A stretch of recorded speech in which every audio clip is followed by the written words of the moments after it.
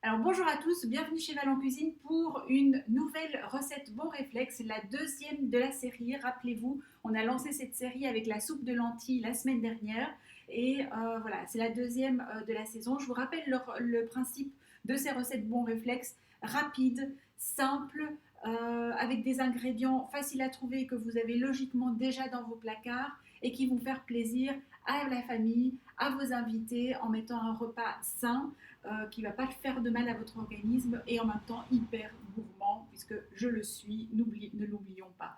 Donc voilà, c'est la deuxième de la série et cette recette bon réflexe, la deuxième, c'est le riz aux légumes avec une petite sauce que j'adore.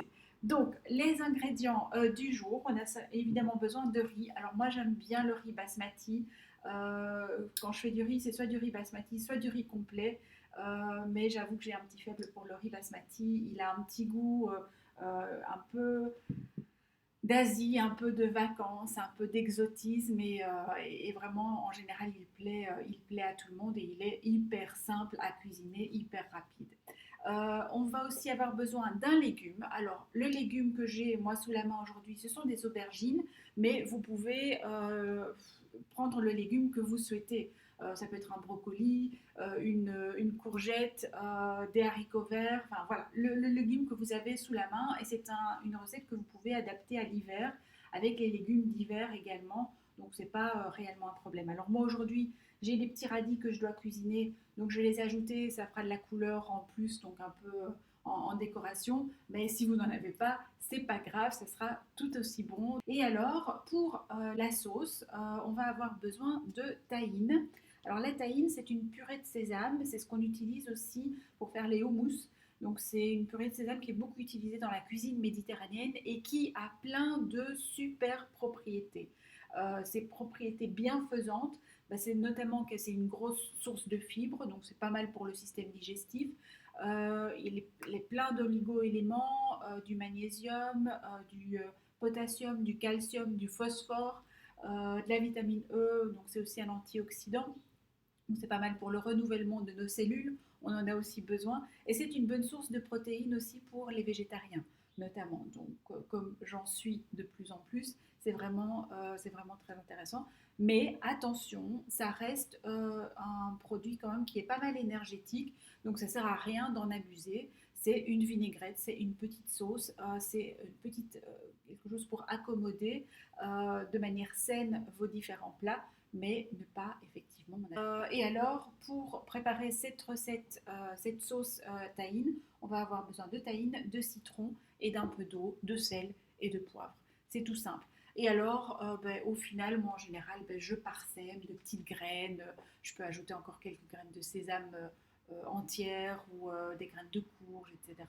Donc, de nouveau, apporter quelques protéines pour les végétaux, donc les végétaliens ou les végétariens, ou ceux qui aiment simplement manger végétal comme moi. Donc voilà, je me lance dans la recette, assez parlé, et je vous fais les photos comme d'habitude. Alors, une petite astuce, un petit chapitre sur la cuisson des légumes. Vous allez voir, avec moi, c'est hyper simple. On a juste besoin d'une casserole, n'importe laquelle, n'importe quelle grandeur. Moi, c'est celle-ci, elle est moyenne parce que ça nous suffit pour nous deux.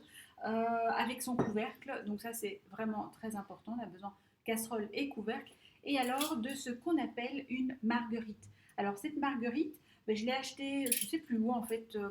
On la trouve partout, chez Casa, chez Bloqueur. Vraiment, c'est un indispensable de ma cuisine. C'est ce qui me permet de cuire les légumes vapeur avec peu de moyens, finalement. Et c'est vraiment hyper rapide, hyper efficace. Et vous avez des légumes hyper croquants avec une belle couleur. Donc voilà, ça s'adapte à toutes les grandeurs de casserole. Donc vous voyez, quand je la mets dans la casserole, elle va s'adapter à la taille de ma casserole. Ce que je fais, c'est que j'ajoute un fond d'eau qui va générer la vapeur. Je mets mes légumes. Je vous montre avec quelques légumes, je les mettrai tous par après. Et alors ensuite, je ferme le couvercle. Voilà. Et une fois que le couvercle est fermé, je mets ça sur le feu. Feu moyen pour préserver un maximum de nutriments, pas trop cuit, encore un peu croquant, donc c'est l'idéal de la cuisson des légumes. Mais si vous êtes pressé, mettez-le sur le grand feu et voilà, ce sera un petit peu moins nutritif. Mais ce sera quand même des légumes, donc ne vous inquiétez pas. Donc c'est vraiment un indispensable à avoir dans votre cuisine pour cuire les légumes vapeur. Et alors hyper facile, ça se met au lave-vaisselle. Donc il n'y a vraiment aucune excuse à avoir. Achetez cette marguerite, ça deviendra vraiment un indispensable de votre cuisine si vous continuez à cuisiner avec moi. À très bientôt.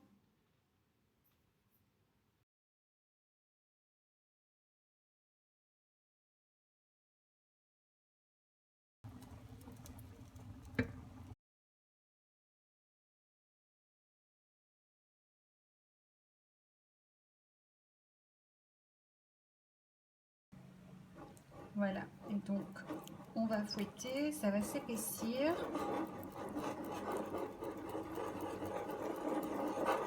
Vous voyez que ça s'épaissit vraiment, ça devient presque solide. Donc là, on a juste le sésame et le citron. Et alors, on va ajouter maintenant de l'eau.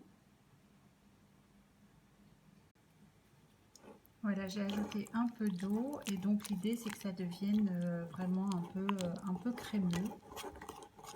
Il faut vraiment que j'investisse dans une caméra.